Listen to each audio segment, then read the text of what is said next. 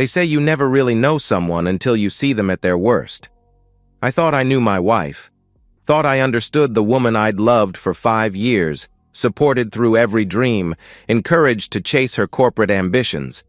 But on a Friday night at her company party, watching her hand me a glass of wine with eyes that glittered like a predator who'd cornered her prey, I realized I'd been sleeping next to a stranger who wanted me humiliated and destroyed.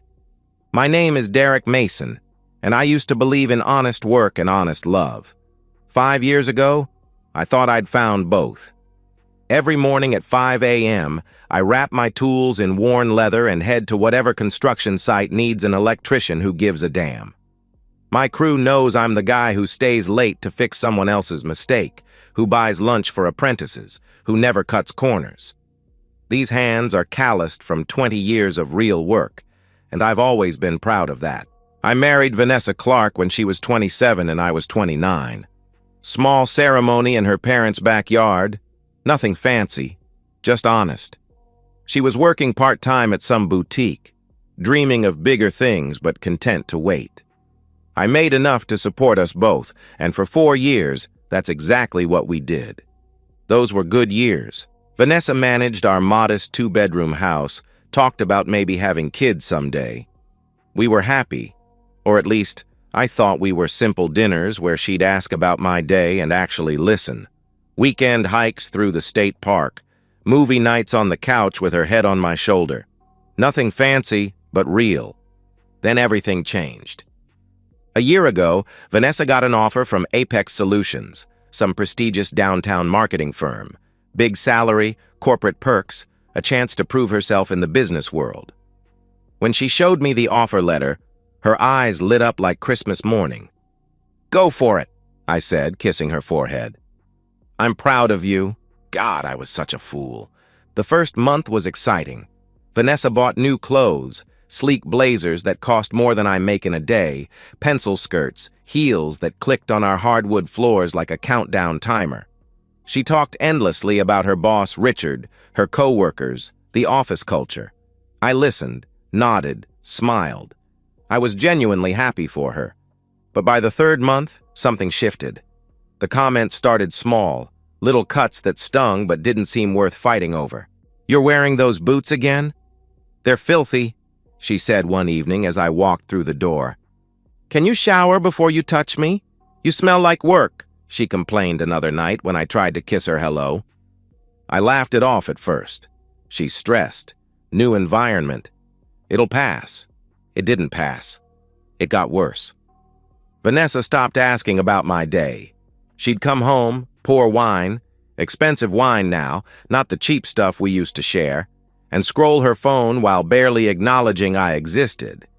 When I tried to hug her, she'd stiffen like I was contaminated. "Not now, Derek. I'm exhausted," she'd say, pulling away from my touch. Then came the exclusions.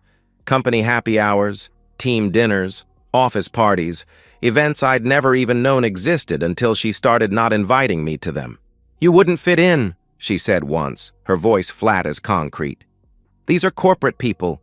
You just fix wires." Just fix wires. Like 20 years of skilled electrical work. Like keeping the lights on in every building she visits. Like the hands that built our life together. Like none of it mattered. I swallowed my pride. Told myself she was finding her footing, that she'd come back around. The woman I married was still in there somewhere, just buried under corporate ambition and new friends who probably made her feel embarrassed about her blue-collar husband. But late at night, lying in bed while Vanessa texted someone with a smile I hadn't seen in months, a smile that used to be for me, I felt something crack inside my chest, something that had been holding us together for 5 years.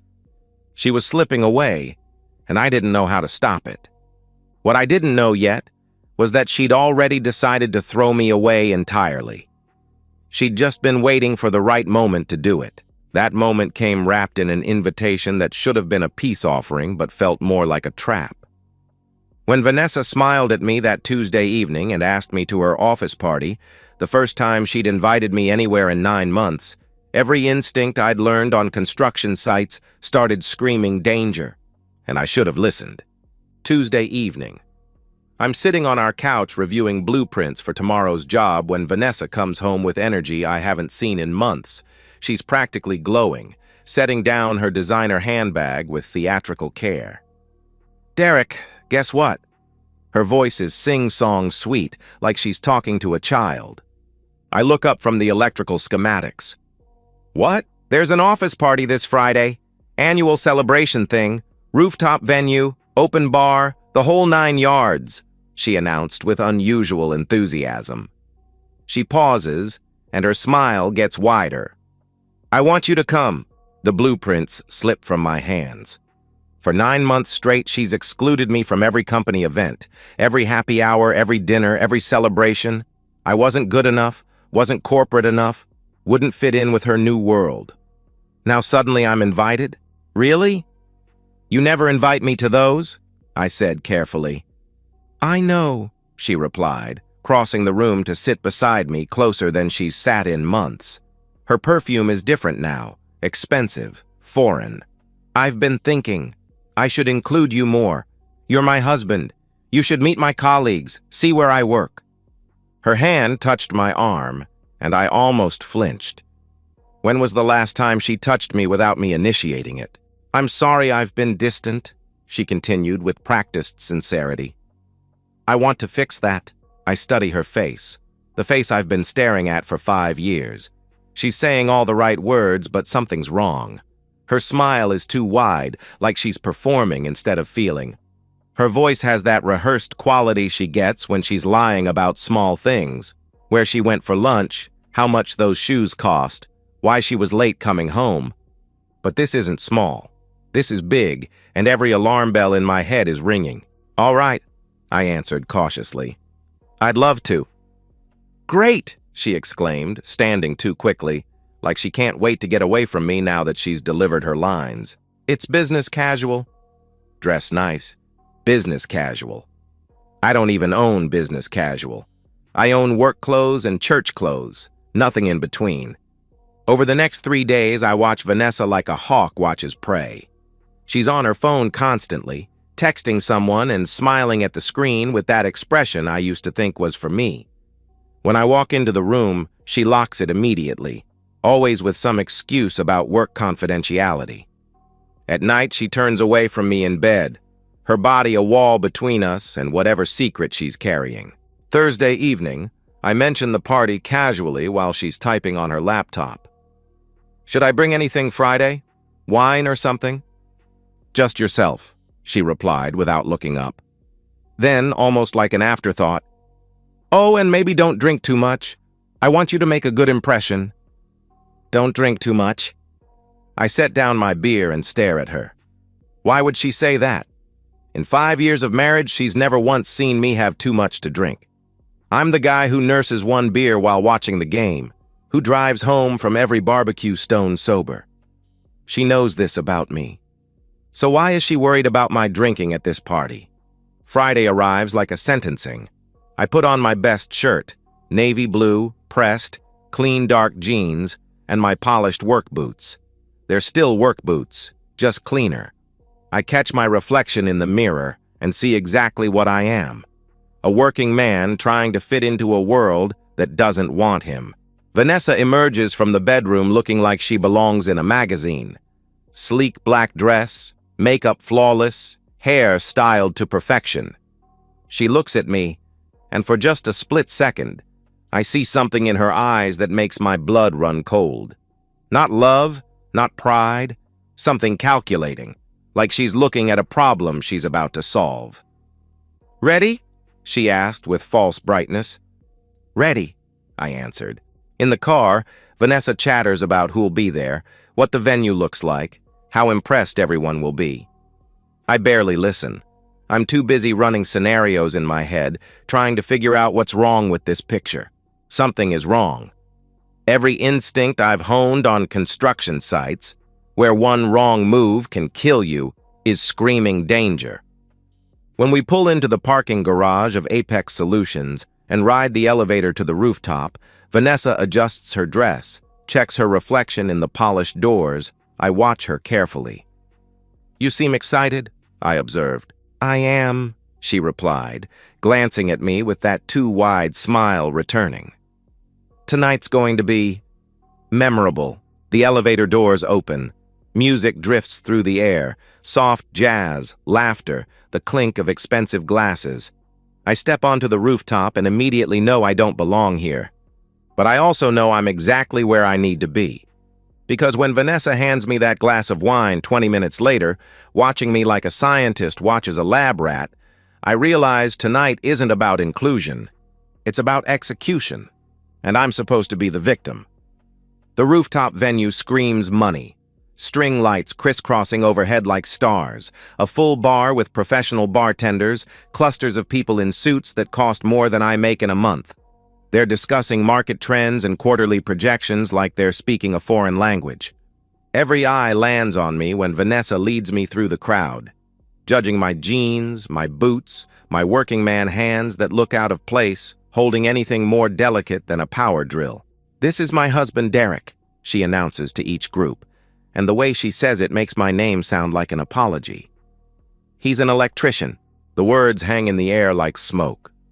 Her colleagues smile with their mouths but not their eyes, shake my hand with limp grips, then drift away to more important conversations about people I've never heard of and deals I'll never understand. I stay near the bar nursing a club soda, watching. Vanessa moves through the crowd like she owns it, laughing, touching arms, leaning in close to whisper secrets. After 40 minutes of being ignored, she approaches with 2 glasses of red wine. "Here," she said, pressing one into my hand with unusual insistence. "Relax a little." I take the glass, but something makes me hesitate. It's the way she's watching me, eyes too bright, smile too eager, like she's waiting for something specific to happen. I pretend to sip, bringing the glass to my lips but not drinking. The wine smells expensive, complex. When Vanessa turns to greet another colleague, I pour the entire contents into a nearby potted plant. The soil absorbs it like a secret. I set the empty glass on a side table, cover it with a cocktail napkin, and make a mental note of exactly where I left it. Vanessa glances back, sees the empty glass, and her smile widens like she's won something. "Want another?" she offered eagerly. "I'm good for now," I answered. An hour passes. I make small talk with a few people, a junior analyst who seems genuinely friendly, an older woman from HR who actually asks about my work with interest, but my attention stays on Vanessa. She keeps checking her phone, touching her necklace, her nervous tell, glancing toward the building entrance. Then she disappears. So does Richard Cole, her boss. The man I've heard about for months but never met. Mid-40s, slicked back hair, expensive suit that probably costs more than I make in a week. I saw them talking earlier. Saw how his hand lingered on her lower back like he owned her. I wait 5 minutes. Then I excuse myself from a conversation about municipal contracts and walk through the rooftop doors into the building. The hallway is dimly lit, lined with glass-walled offices. I move quietly. Construction sites teach you to walk carefully around sleeping giants and hear voices coming from an office halfway down the corridor. I pull out my phone, start an audio recording, and approach the door like I'm defusing a bomb. Vanessa's voice cuts through the silence. "Did you see him drink it?" My blood turns to ice water. "I saw the glass empty." "He must have," Richard replied with satisfaction. "Good. Give it 20 more minutes. He'll be disoriented, probably passed out in a chair somewhere," she said with cold calculation. "Then we can do whatever we want." Whatever we want. The words echo in my head like gunshots. Vanessa laughs, a sound I've never heard before, cruel, satisfied, completely alien. "He's so pathetic. Blue-collar loser. I can't believe I married him." Blue-collar loser. The woman who shared my bed for 5 years, who I supported through 4 years of uncertainty, who I encouraged to take this job, she thinks I'm a loser. "Once you're rid of him, we can be together properly. No more sneaking around," Richard said with obvious relief. "Exactly. Tonight's the first step," she agreed enthusiastically. Once he's drugged, humiliated, and kicked out, I'll file for divorce. Say he was violent or abusive or something.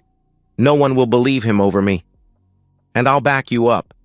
Say I saw him get aggressive, Richard offered without hesitation. My hand tightens around my phone. The recording is still running.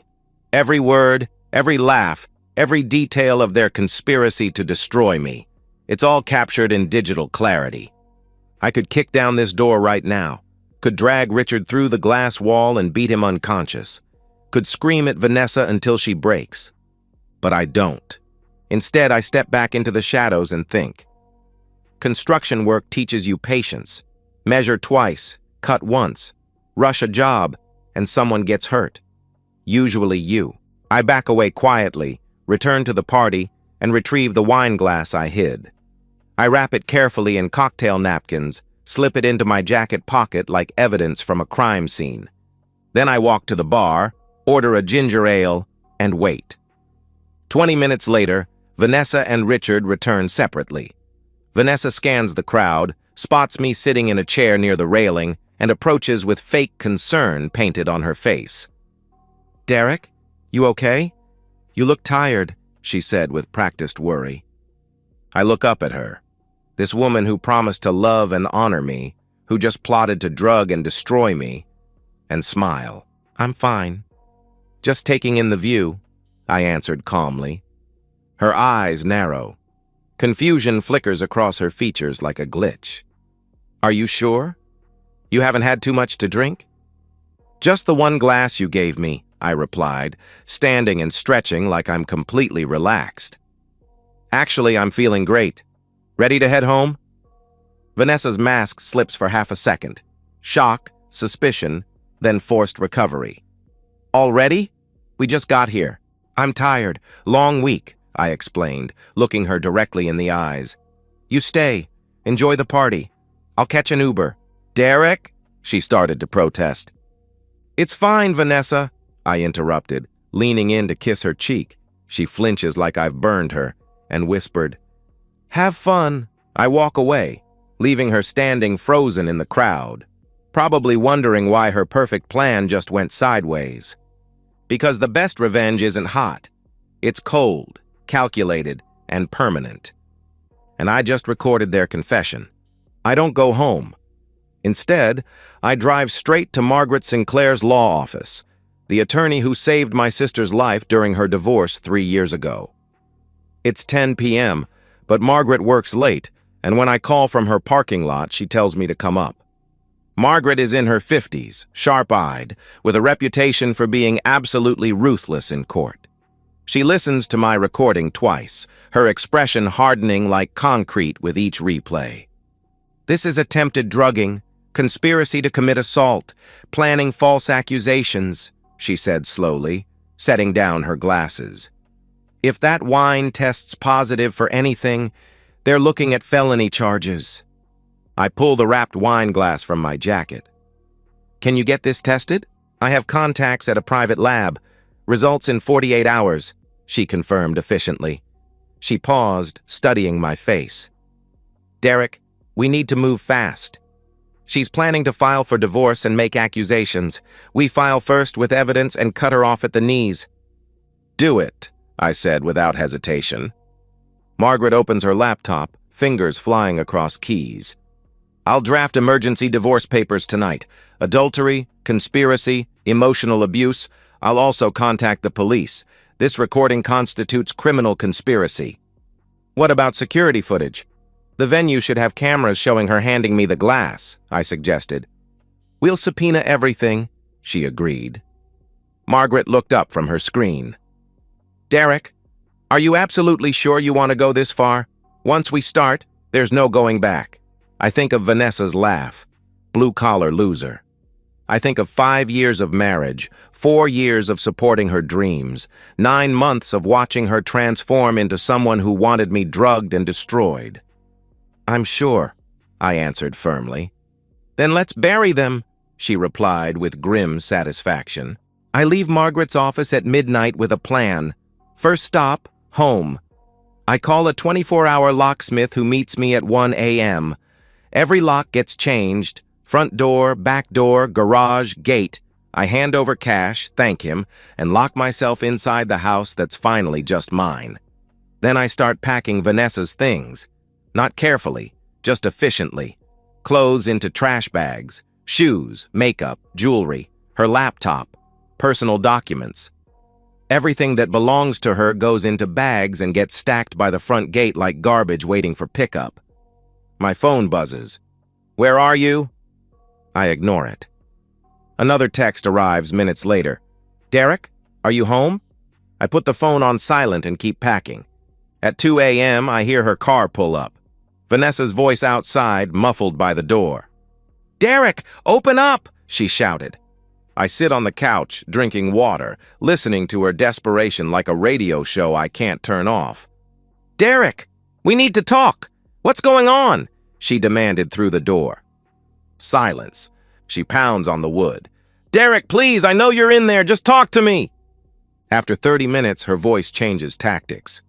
"Derek, I'm sorry. Whatever I did, I'm sorry. Let's work this out," she pleaded desperately.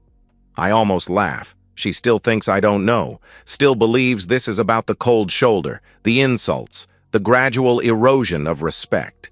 She has no idea I recorded her confession, no clue that her perfect plan is about to detonate in her face.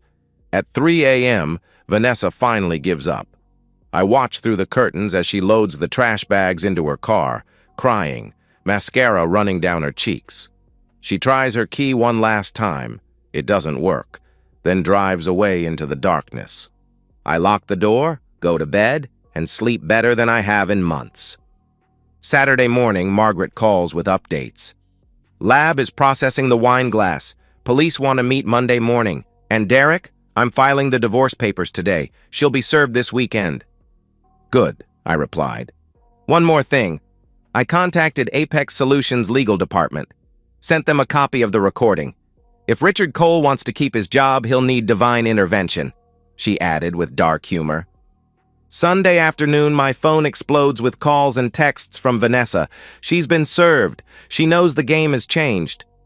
"Derek, what the hell? Divorce papers? You can't do this! Call me right now! We need to talk!" I delete every message without reading them fully. Monday morning, I sit across from 2 detectives at the police station. They listen to the recording with stone faces, taking notes, exchanging glances that tell me everything I need to know. "Mr. Mason, we'll need to interview your wife and Mr. Cole. This constitutes conspiracy to commit assault at minimum. If the wine tests positive for controlled substances, we're looking at felony charges," the lead detective explained. "How long until you arrest them?" I asked. 48 to 72 hours. "We need the lab results first," he answered professionally. I nodded. "I'll wait." Because when the lab results came back Wednesday morning, the detective called me personally. "Mr. Mason, we've got them," he said with satisfaction. And I smiled, because Vanessa's plan hadn't just backfired. It had detonated in her face Wednesday morning. Margaret's call wakes me from the first peaceful sleep I've had in over a year. "Lab results are in, Derek. Rohypnol, high concentration.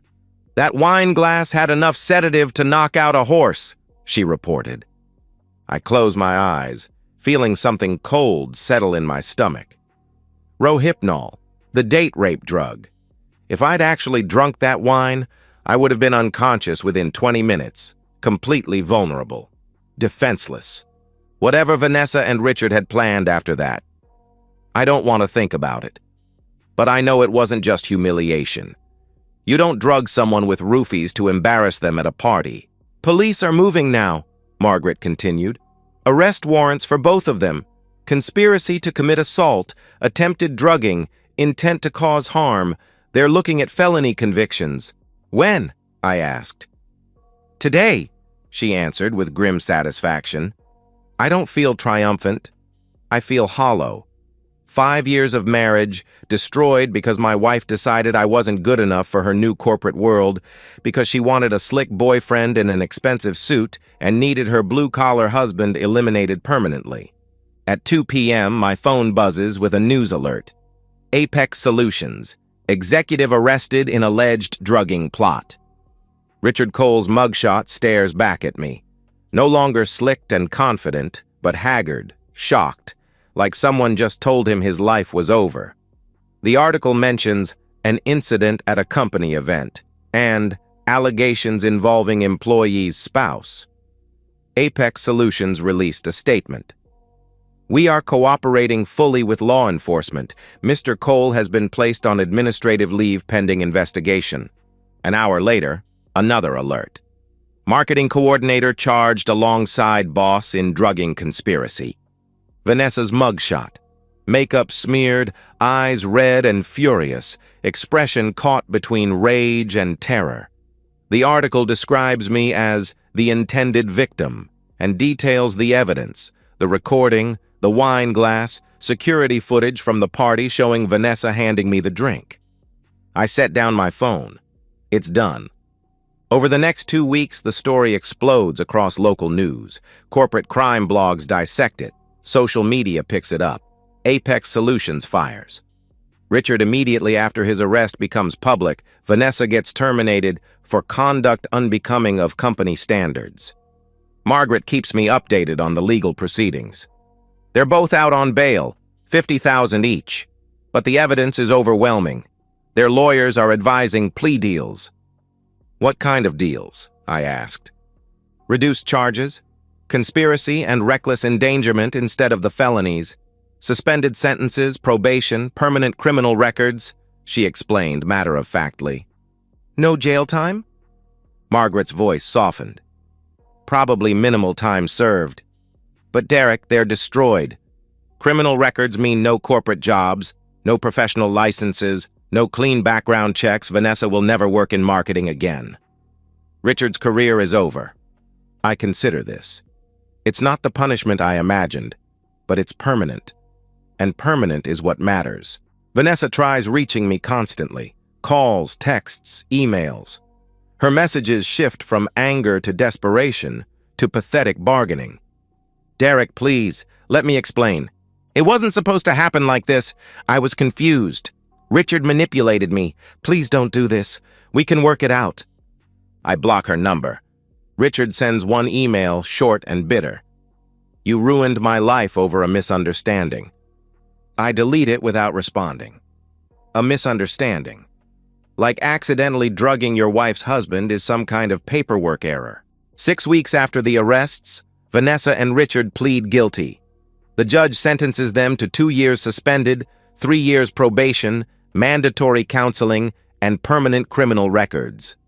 They're also ordered to pay restitution to me for emotional damages, $25,000 each. I don't attend the sentencing. Margaret handles it. The divorce finalizes 2 months later. Vanessa doesn't contest anything. She has no leverage, no credibility, no defense. I keep the house, my savings, my pension. Vanessa gets nothing except her criminal record and her shame. At work, my story spreads through the construction community like wildfire. My crew doesn't ask questions. They just show more respect, buy me lunch, clap me on the back when they think I'm not looking one day. My site supervisor pulls me aside. Derek, corporate wants to promote you to foreman. Position comes with a 20% raise, he announced. I nodded. I'll take it, I replied. Life returns to rhythm. I wake at 5 a.m., wrap my tools, go to work. I lead my crew with fairness and skill. I buy a new truck, used but reliable. I renovate the house slowly, room by room, erasing every trace of Vanessa's presence. One evening, sitting on the back porch with a beer, my phone buzzes. Unknown number. Derek, it's Vanessa. I know you blocked me. I just wanted to say I'm sorry. I was wrong about everything.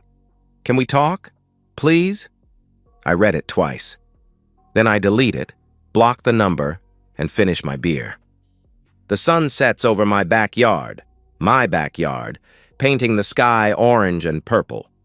I lean back in my chair, close my eyes, and breathe deeply. I didn't just survive Vanessa's trap. I dismantled it completely. And for the first time in over a year, I'm free. Because revenge isn't always loud. Sometimes it's quiet, legal, and permanent. And I learned that the best justice doesn't just punish, It rebuilds 8 months after the arrests. I'm standing on a downtown construction site, reviewing blueprints with my crew. As foreman, I oversee 20 electricians across 3 active projects. The promotion came with better pay, better hours, and more respect than I ever imagined possible. My crew trusts me completely. When there's a problem, they come to me first. When corporate tries cutting corners, I push back. And corporate listens. I've built a reputation not just for skill, but for integrity. The house is different now. I repainted the living room deep blue instead of Vanessa's sterile beige. Replaced the furniture she picked out with a couch that's comfortable instead of decorative. The bedroom has new bedding, new curtains, no lingering trace of her expensive perfume. I date occasionally. Nothing serious, just dinners and movies with Sarah from the Electricians Union. She's funny, grounded, doesn't care that I work with my hands. When I told her about Vanessa, she just shook her head. Somewhere in the city, Vanessa might be regretting everything. The affair, the drugging plot, the arrogance that made her think she could destroy the man who loved her. But I'm not thinking about her. I'm thinking about tacos, about Monday's rewiring project, about the dog I'm finally ready to adopt. I'm thinking about my life, the one I rebuilt from scratch after Vanessa tried to destroy it. And as the stars come out one by one, I close my eyes and smile. Because in the end, I didn't just survive the trap, I thrived.